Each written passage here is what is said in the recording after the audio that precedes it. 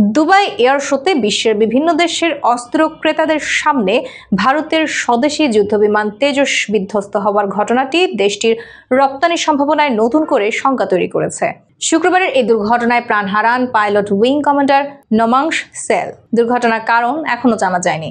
মার্কিন বিশ্লেষক ডগলাস এ বার্কি বলেন, দুবাইয়ের মতো বড় মঞ্চে এমন দুর্ঘটনার চিত্র অত্যন্ত নেতিবাচক। যদিও তিনি আশা প্রকাশ করেন যে নেতিবাচক প্রচারণার পরও তেজস আবারও গতি ফিরে পাবে।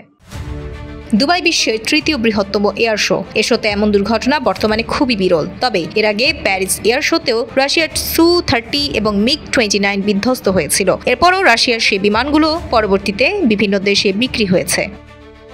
1980 দশকে পুরনো মিগ-21 প্রতিস্থাপনের লক্ষ্যে শুরু হওয়া তেজস প্রকল্পে 40 বছরেরও বেশি সময় ধরে কাজ চলছে।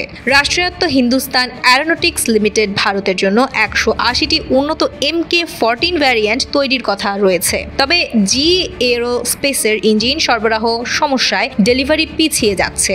হালের সদ্য অবসর নেওয়া এক কর্মকর্তা জানান, এই দুর্ঘটনা কমপক্ষে আপাতত রপ্তানির সম্ভাবনা বন্ধ করে দিয়েছে। মালয়েশিয়াতেও 2023 সালে হালের অফিস খোলা হয়েছিল। ভারতীয় বিমান বাহিনীতে বর্তমানে মাত্র 29 স্কোয়াড্রন রয়েছে। বাহিনীতে মোট অনুমোদিত সংখ্যা 42। এর মধ্যে মিগ-29, জাগুয়ার ও মিরাজ 2000-এর পুরনো সংস্করণগুলো আগামী বছরগুলোতে অবসরে যেতে যাচ্ছে। ভারতীয় বিমান বাহিনীর এক কর্মকর্তা জানান, এগুলোর বিকল্প হিসেবে তেজসকে ধরা হয়েছিল, কিন্তু উৎপাদন সমস্যার কারণে তা সময় মতো পূরণ করতে পারছেন না।